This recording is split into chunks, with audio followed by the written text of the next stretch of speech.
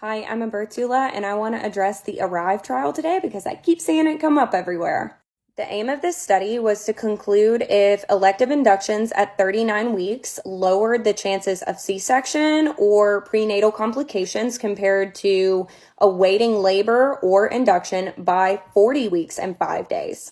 Out of 41 hospitals, a little over 6,000 ended up agreeing to do this study. Half were put in the 39-week group, and the other half either were induced for medical or elective reasons or went into labor on their own by 40 weeks and 5 days. The study found a lower rate of C-section with the 39-week induction group, but it's only 19% versus 22% in the 40-week 5-day group. There was also a lower chance of having high blood pressure with 9% in the 39-week group versus 14% in the 40-week 5-day group. This study is not perfect. In the expectant management group, they ended up including people who did end up developing complications other than what they were studying, being high blood pressure. All of the providers knew that they were being watched. So the chances of them jumping to a C-section was a lot lower than normal. And they had very strict guidelines for how they were inducing and what qualified as a failed induction.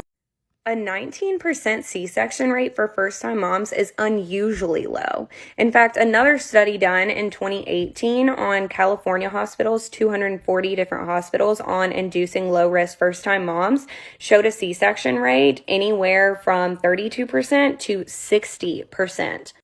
And although this study did show a 19 versus 22% risk, with the lower being 39 week, there are other studies done that also show a much lower risk for C-section by hiring a doula. That's about 25% less likely to have a C-section. When people are assigned to have less invasive fetal monitoring, they're 39% less likely to have a C-section. And other comfort measures like moving around, using water, eating and drinking in labor have been shown to have a much higher than 16% risk reduction of C-section. So there are plenty of other alternatives for people who want to lower their risk of C-section but don't want an elective induction.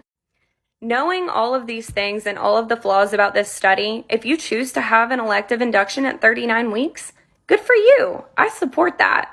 But if you have no complications going on and your doctor brings it up and you just don't want to, good for you.